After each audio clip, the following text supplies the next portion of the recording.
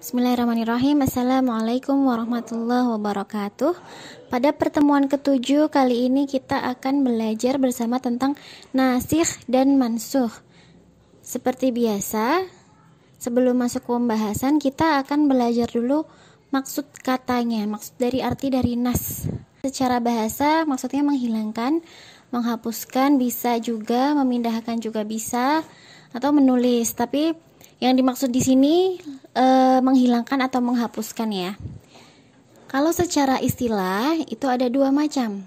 Yang pertama, ini berdasarkan pendapat ulama usul fiqh mutaakhirin, yaitu ulama yang akhir-akhir ini. Mereka memiliki ta'rif yang berbeda-beda, pengertiannya berbeda. Dari Al-Baydawi, nas itu penjelasan berhentinya hukum syariat dengan jalan syar'i yang datang setelahnya. Nasnya berhenti penjelasannya, terus diganti dengan yang datang setelahnya, diubah gitu, karena ada yang menggantikan. Kemudian dari Ibnu Qudamah, menghilangkan hukum yang ada dengan perkataan atau dalil yang terdahulu dengan perkataan yang datang setelahnya. Mirip ya. Intinya nas ini menghilangkan atau menghapuskan karena ada yang menggantikan. Kalau dari Huzaifah radhiyallahu anhu, yang memberi fatwa kepada manusia hanya 3 orang. Yang pertama, orang yang mengetahui yang mansuh dari Al-Quran, atau amir yang harus berfatwa. Amir itu pemimpin. Dan ketiga, orang dungu yang memaksakan diri. Itu menurut Huzaifah. Tapi menurut Imam Ibnul Qayyim rahimahullah, dikomentari pernyataan dari Huzaifah tadi, yang dimaksudkannya bahwa kebanyakan salaf dengan istilah nasikh dan mansukh terkadang adalah menghapuskan hukum sekaligus, dan ini merupakan istilah mutaakhirin yang tadi, yang ulama yang akhir-akhir, dan terkadang adalah menghapus penunjukan dalil. Jadi nasikh ini artinya sebenarnya luas sekali. Jadi kita akan lebih mudah ketika nanti masuk ke dalam contoh ya. Tadi nasikh. Nah sekarang nasikh dan mansukh, fa'il dan maf'ul. Kalau dari sorofnya, nasikh fa'il berarti dia yang menghapuskan, dalil yang menghapuskan itu nasikh, yaitu dalil Alkitab atau as-sunnah. Kemudian mansukh, maf'ul berarti objeknya ya, yang dihapuskan. Maf'ul yang dihapuskan, mansukh yang dihapuskan, yaitu hukum dalil syar'i atau lafadznya yang dihapuskan. Penunjukan adanya nas dalam syariat. Jadi apa bukti kalau sebenarnya nas itu diperbolehkan atau memang ada dalam syariat kita? Ada dibuktikan dalil naql. Jadi ada beberapa dalil ya. Dalil naqli itu dari ayat Al-Quran atau hadis. Kemudian dalil akal itu akal manusia. Dan ijma kita sudah belajar pada pertemuan lalu. Pada dalil naqli, dalilnya dari Al-Quran, qala Allah Ta'ala, a'udzubillahi minasyaitonirrajim, ma nansakh min ayatin. Apa saja ayat yang kami nasahkan atau hapuskan. Nah, makna ayat dalam firman Allah ini ya ayat Al-Quran gitu. Maksudnya ayat Al-Quran itu sendiri ya. Kemudian ada lagi wa idza baddalna ayata makana ayatin. Nah, ini juga salah satu bukti bahwa memang ada syariat nasakh ini dalam Al-Quran. Kemudian dalil akal, secara akal ya, dari Syekh Muhammad bin Shalih Al-Utsaimin rahimahullah. Nas boleh terjadi menurut akal dan nyata terjadi menurut syariat. Menurut akal karena segala perkara di tangan Allah, segala hukum keputusan hanya milik Allah, karena Allah adalah Ar-Rabbu, sang penguasa, Al-Malik, yang maha memiliki. Maka Allah berhak mensyariatkan bagi hamba-hambanya apa yang dituntut oleh hikmahnya dan rahmatnya.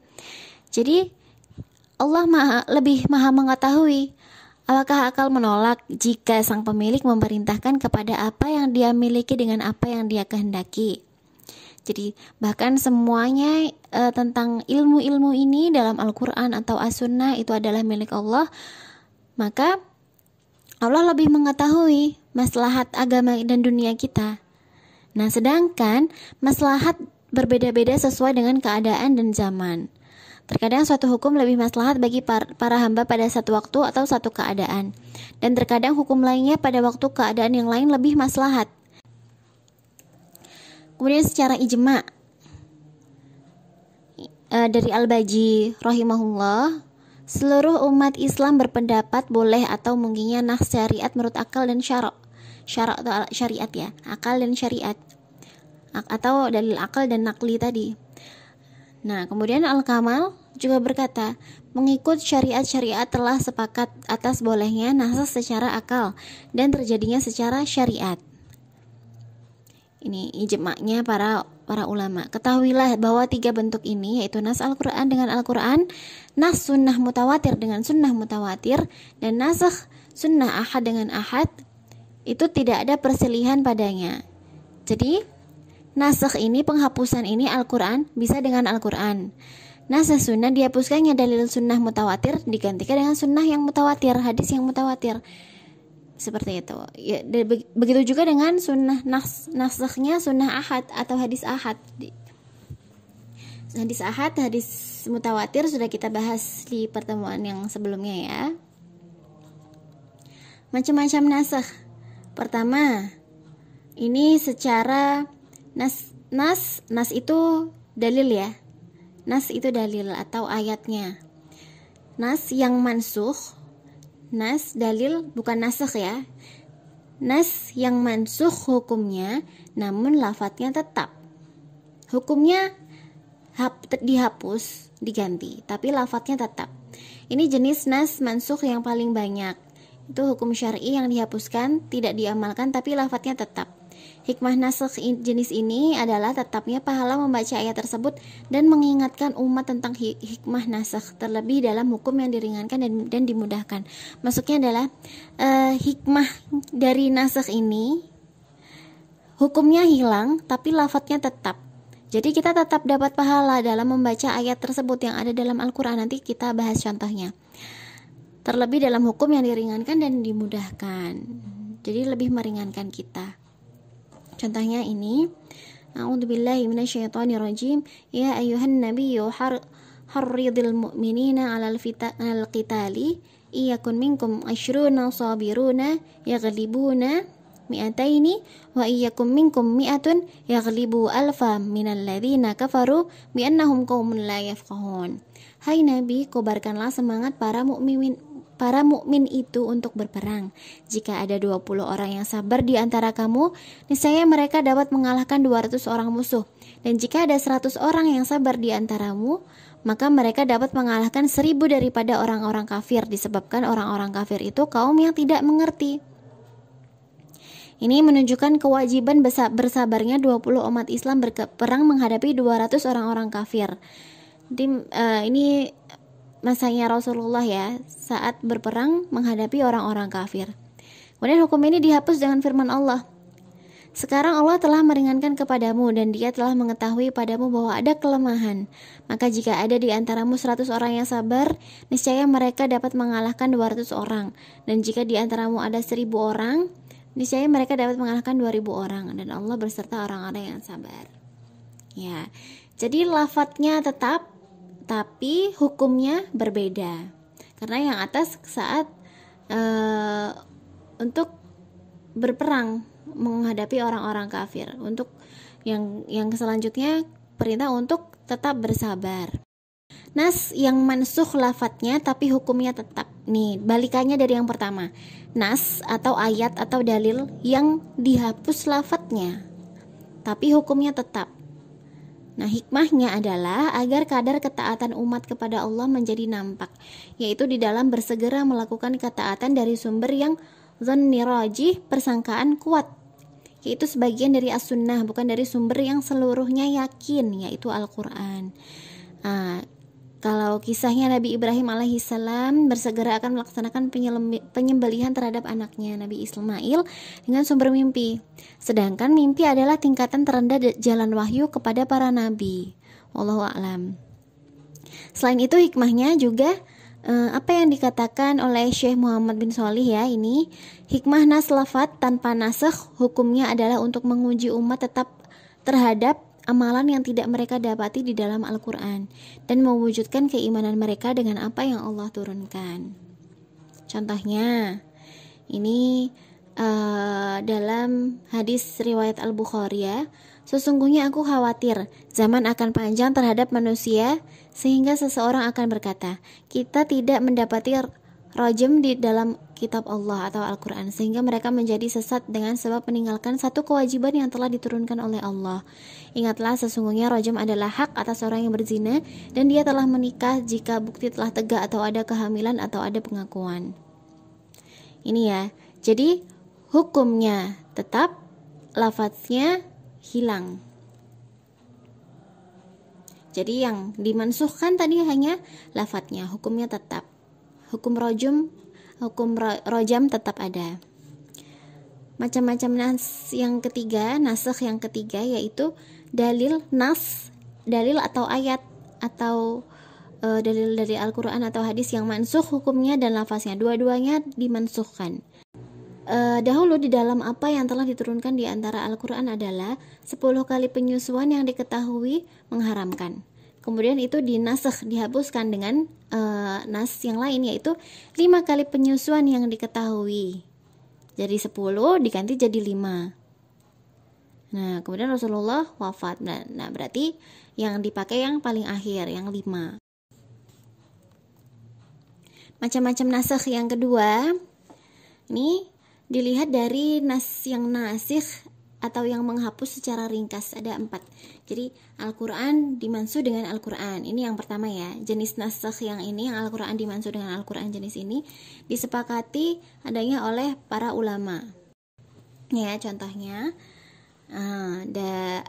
dari ayat Allah, firman Allah Quran surat Al-Mujadilah ayat 12. Hai orang-orang yang beriman, apabila kamu mengadakan pembicaraan khusus dengan Rasul, hendaklah kamu mengeluarkan sedekah kepada orang miskin sebelum pembicaraan itu. Yang demikian itu adalah lebih baik bagimu dan lebih bersih.